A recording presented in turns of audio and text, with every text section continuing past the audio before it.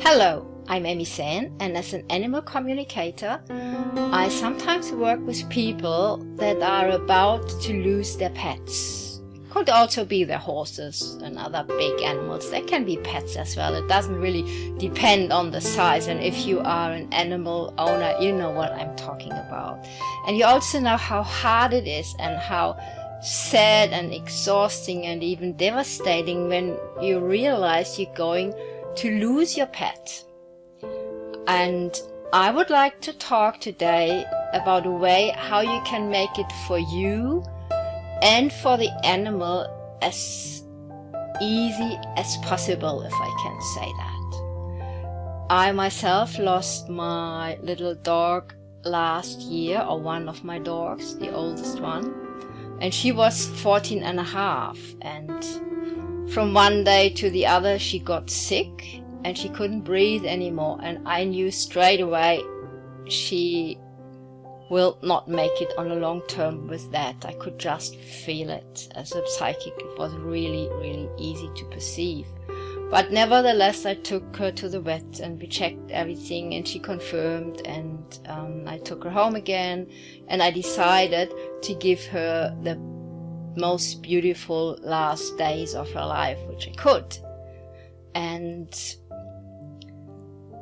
important is that if you know your animal will die in a in a week, in a month, or you can't even say, but you can feel the time is coming, try to be happy and positive when you are around your animal, because animals love us so much, and the last thing they want is us to be unhappy. They feel everything. They are so close and connected to us, and they also don't want to leave if they feel we are suffering too much.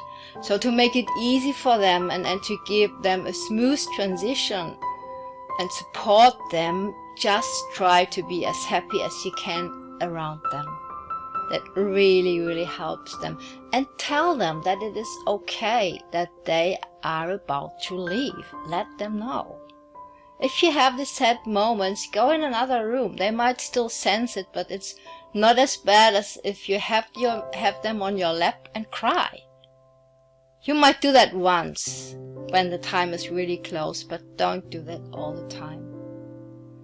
Create an atmosphere for them that's gentle, that's warm, that's loving, and that makes them feel safe. And of course, do everything so they're not going to suffer, which can be medication, or give them a massage, or whatever they need, special food, very little walks, and so on.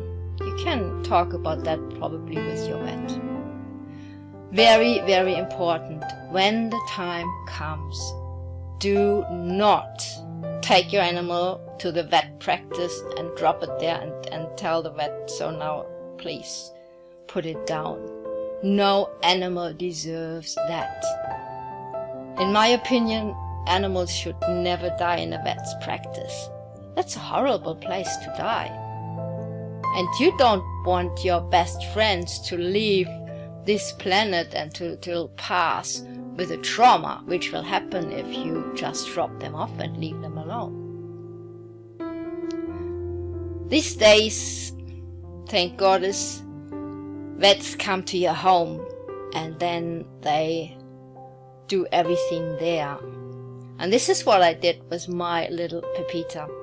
So the day she told me, and I could really feel it and see it, her breathing was getting so hard, she said, I can't do it anymore. And I said, okay. I had the vet called before, and then I cancelled again because she got better a week ago, before it really happened. But this time I could feel, now it's really her time. So I called the vet. The vet knew in a way it would happen. She was there in 2 hours. And this gave me the time to prepare everything. I prepared a little box where I wanted to put her with something nice in it. I prepared a little place where she could lie down. And it might be helpful if you put some plastic underneath, because they can just wee or something like that if they not breathing anymore, so if they just die. So be prepared for that as well, but make them really a little bed where they are comfy and where they like it and where they feel at home and safe. What I did, I made the room really beautiful, and I put on some very soft music with dolphins, because Pepita loved dolphins. When we went to the beach and she saw them, she just ran with them and was so happy. So I knew when she would hear them now in her last minutes, that would really, really help her. Not loud, of course, just like a background, and I had a candle burning to create a nice and sacred atmosphere. And so when the vet came, everything was prepared, and she was lying there, and then she jumped up and got really excited because she was a very friendly dog.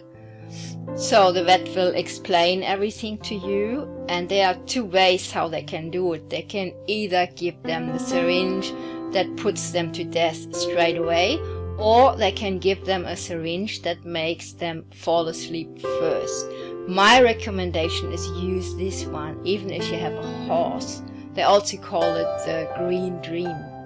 And I think, or sweet dream, that's really important that they go without any disturbance, because this other syringe can be hard for the animal, and I think this is the last thing you want to happen. So what we did, we gave her that syringe and she fell asleep in my arms. Hole was holding her. And I could feel she was nearly gone already, because she was so close already to pass over in the other world. It only took a very little help to make her go. And then, of course, we gave her the other one, and she was gone in seconds in a way. And it was a very, very soft and gentle passing. And before we did this, I had talked to the vet. I had paid already, and I told them, just when the syringe has been given, just please go silently, because I wanted to be by myself just with the doggy. And I think this is a good way to do this, because after your animal has passed, you don't want to have to deal with things like that. So if you talk to your vet before and organize everything, that's really, really helpful. And then I was sitting there with my little girl, and I closed her eyes because they were still open, and I put her in her little box and flowers around her. And I like a little ritual, which is really nice if you have to bury someone. Doesn't matter if it's a human or if it's an animal. So I put something from the earth, from the water, from the fire, and from the sky, like the 4 elements to go with the one who is leaving. And I had a beautiful shell, I had a stone, I had a feather, and a flower that was like the fire. And I put that all with her, and then let her sleep in her little bed. I covered her a bit, and she looked really, really peaceful, and I could feel that we did the right thing. It depends on where you live, because what has to happen next is you have to decide how long you want to keep the body. Don't give it straight away with the vet. That's not nice for the soul. The soul needs up to 3 days to leave the body. And so if you can keep your animal that long, that would be ideal, but usually you can't. I mean, I live in Australia. I could just keep her overnight. It happened in the afternoon, and the next morning I had a service coming, you know, the ones, they pick them up and they cremate them, and then they bring them back in an urn, and I had that all organized, and that worked very, very well. So I had her one last night with me, so to speak. And then the next morning I had to let her go, and she came back within 2 days. And this urn is still with me. I haven't buried it yet, because I'm not sure what I will do with it. I might keep it for longer, and my plan is when I die and I keep all my animals, we will just scatter all the ashes in the ocean all together. So we'll see how that works, but that's the plan. And everybody is different. You might even like to bury your animal, which is of course fine as well. So whatever feels right for you, do this. And I think you get already an understanding that you can really create a passing situation for your animal that is respectful, that is loving, and this is the last thing you can do for your best friend.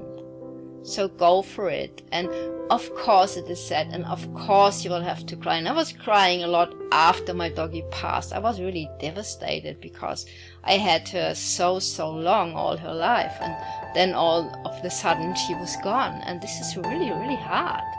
You see them everywhere. And I mean, because I'm psychic, I can communicate to animals telepathically, and also to the ones that have passed.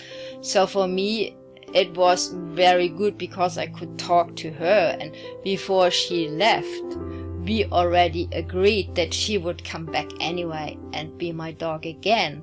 But this will be another video where I explain exactly how to do that and how this is happening. So you will find the link for that under the video. A last thing I still wanted to say is, if you have your animal at home and you are not sure if it's time for the animal to go or not, just find a very good animal communicator and talk to this person, or let this person talk to your animal, and they can exactly tell you when it's the right time to go, because this can be really, really helpful. If you're very emotional, it's sometimes very, very hard to make this last final decision and to find the right time. I'm of course also happy to help you. I work online a lot, and I trust that when it happens, that you will be prepared and that you will find the right person to be with you, or even you manage it just by yourself.